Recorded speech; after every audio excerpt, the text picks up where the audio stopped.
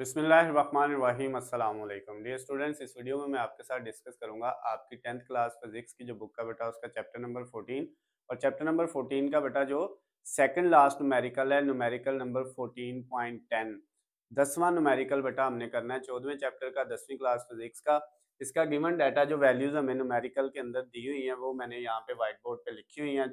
जो चीज़ें हमने फाइंड करनी है वो भी मैंने लिखी हुई हैं। अब बेटा बुक से हम इसकी स्टेटमेंट को पढ़ते हैं और इसको समझते हैं कि ये डाटा किस तरह से आया और फिर इसको सॉल्व करेंगे।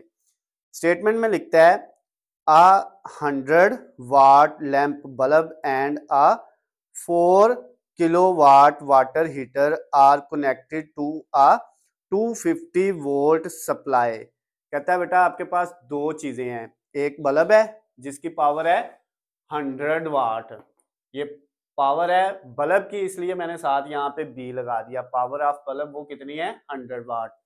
और एक जो है वो वाटर हीटर है, वाटर यानी पानी को गर्म करने वाला हीटर है। और जो हीटर की पावर है बेटा वो है 4 किलो वाट। किलो जो होता है वो 10 की पावर 3 होता है, यानी 1000 को कहते हैं। तो ये बेटा इधर 1000 आएगा, 1000 को 4 से मल्टीप्लाई करेंगे तो ये 4000 वाट हो जाएगा। 4000 वाट, वाट जो है वो पावर का यूनिट है। तो ये बेटा हीटर की पावर भी आ गई। उसके बाद कहता है इन दोनों को हमने एक बैटरी के साथ जोड़ा है जिसका पोटेंशियल डिफरेंस यानी उसका जो बेटा पोटेंशियल डिफरेंस है वो 250 वोल्ट है। उसका जो वोल्टेज की वैल्यू है वो 250 वोल्ट है। उसके बाद क्या कहता है नेक्स्ट, नंबर 1 आपने क्या करना है, the current which flow in each appliance. आपने दोनों जो अप्लायंसेज हैं उनका करंट फाइंड करना है, यानी बल्ब का करंट भी फाइंड करना है। आई करंट है और बी बल्ब का, और आई एच किसका, हीटर का करंट, दोनों का करंट फाइंड करना है। Number 2 the resistance of each appliance when in use. कहता है कि फिर आपने उन दोनों की रेजिस्टेंस भी फाइंड करनी है, बल्ब की भी रेजिस्टेंस फाइंड करनी है और हीटर की भी रेजिस्टेंस फाइंड करनी है। तो बेटा ये सिंपल सा पहले हमने इसकी स्टेटमेंट को समझ लिया कि क्या कह रहा है, हमें क्या चीज हमने फाइंड करनी है। अब इसको सॉल्व करते हैं। सबसे पहले बेटा हमारे पास पावर का फार्मूला होता है P is equal to V I. क्या फार्मूला होता है, P is equal to V I. अब इस फार्मूले से अगर हम जो है बेटा नया फार्मूला I का बनाएं तो ये V इधर मल्टीप्लाई हो रहा है तो P के नीचे जाके क्या हो जाएगा, डिवाइड हो जाएगा। तो जो I है वो इक्वल आ जाएगा P ओवर V के। ये बेटा I का फार्मूला बन गया जो हमने यूज करना है इस क्वेश्चन के अंदर। अब यहाँ पे ये फार्मूला है तो आई फाइंड करना है, हमने करंट फाइंड करना है बल्ब का भी और हीटर का भी। तो पहले बेटा हम बल्ब का करंट फाइंड करते हैं आई बी। तो उसके लिए क्या होगा बेटा, सबसे पहले देखें यहाँ पे हमने बी लगाया तो ये पी बी ओवर बी आ जाएगा, यानी पावर भी फिर बल्ब की यूज करेंगे, हीटर की यूज नहीं करेंगे। जब हमने बल्ब का करंट निकालना है तो पावर भी पी बी यानी बल्ब की यूज करनी है। तो बल्ब की पावर कितनी थी बेटा, वो थी 100 वाट। ठीक हो गया जी, 100 वाट, यूनिट नहीं लिखते, 100 divided by potential difference voltage V जो है उसकी वैल्यू है 250। तो 100 को हमने डिवाइड कर लिया बेटा किस पे, 250 पे। तो कैलकुलेटर पकड़े और 100 को 250 पे डिवाइड कर लें, 100 डिवाइडेड बाय 250। तो ये बेटा आपके पास आ जाएगा 0.4। अब ये जो आपके पास करंट आया है बेटा किसका, बल्ब का, वो कितना आ गया है 0.4 और करंट का यूनिट होता है बेटा एम्पेयर। ये आपके पास बल्ब का करंट आ गया है, एक चीज हमारी फाइंड हो गई है। अब हमने क्या करना है, हीटर का करंट फाइंड करना है। तो उसका फार्मूला बेटा वही आई साथ एच लगाएंगे तो इधर क्या आ जाएगा P H over V. Clear बात। अब बेटा पीएच की वैल्यू कितनी है, हीटर की पावर कितनी थी, वो थी 4000 डिवाइडेड बाय वोल्टेज तो वही है 250। अब बेटा 4000 को हम डिवाइड कर लेंगे 250 पे तो ये आ गई बेटा 16।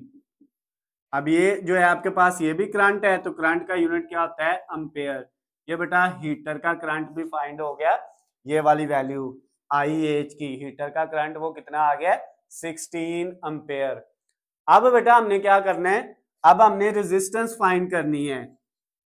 किसकी रेजिस्टेंस फाइंड करनी है, सबसे पहले बल्ब की और फिर हीटर की। अच्छा जी, रेजिस्टेंस फाइंड करनी है तो उसका फार्मूला ओहम लॉ कहता है V is equal to I R होता है। इसमें से अगर R का फार्मूला बेटा निकालें तो R किसके इक्वल आएगा, I इधर मल्टीप्लाई हो रहा है R के साथ, V के नीचे जाके क्या हो जाएगा, डिवाइड। तो R का फार्मूला क्या बन जाएगा, V ओवर I। ठीक है, V ओवर I। तो अब बेटा इस फार्मूले के अंदर अगर रेजिस्टेंस के साथ B यानी बल्ब की रेजिस्टेंस हमने निकालनी है तो करंट भी किसका यूज करना है, बल्ब का। पोटेंशियल डिफरेंस तो दोनों का सेम है, यानी जो है बल्ब और हीटर दोनों को जो बैटरी के साथ जोड़ा है उसका पोटेंशियल डिफरेंस दोनों का सेम है, वो 250 है। तो जब रेजिस्टेंस बल्ब की निकालनी है तो करंट भी बल्ब का यूज करना है। तो अब बेटा V की वैल्यू वो तो 250 रहेगी, उसको डिवाइड किस पे कर देंगे हम, IB, यानी जो है करंट ऑफ बल्ब वो हमारे पास आया था 0.4। तो अब बेटा हम क्या करेंगे, कैलकुलेटर से 250 डिवाइडेड बाय 0.4 कर देंगे, तो ये आ जाएगा बेटा 625। कितना आ जाएगा बेटा, 625। और ये रेजिस्टेंस है तो इसका यूनिट क्या होगा, ओहम। जो बल्ब की रेजिस्टेंस आई है वो बेटा हमारे पास कितनी आ गई है, 625, 625 ओहम आ गई है। अब हमने रेजिस्टेंस फाइंड करनी है बेटा हीटर की, जो इलेक्ट्रिक हीटर था उसका फार्मूला भी सेम होगा V ओवर I, यही वाला, लेकिन यहाँ पे जो करंट यूज करेंगे वो हीटर वाला करेंगे।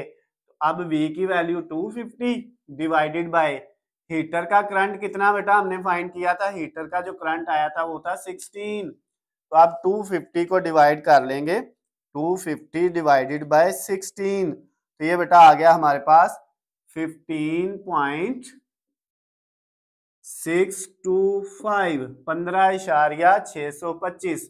और ये रेजिस्टेंस है तो इसका यूनिट क्या होगा, ओहम होगा। तो ये बेटा जो हीटर था उसकी भी रेजिस्टेंस फाइंड हो गई है। तो ये बेटा आपका न्यूमेरिकल नंबर 14.10 10वां न्यूमेरिकल जो था वो कंप्लीट हो गया है। अगर बेटा इसमें आपको किसी भी जगह से किसी भी पॉइंट से कोई चीज समझ नहीं आई तो नीचे स्क्रीन पे आपको मेरा नंबर नजर आ रहा है, आप मुझे कॉल करके मैसेज करके पूछ सकते हैं।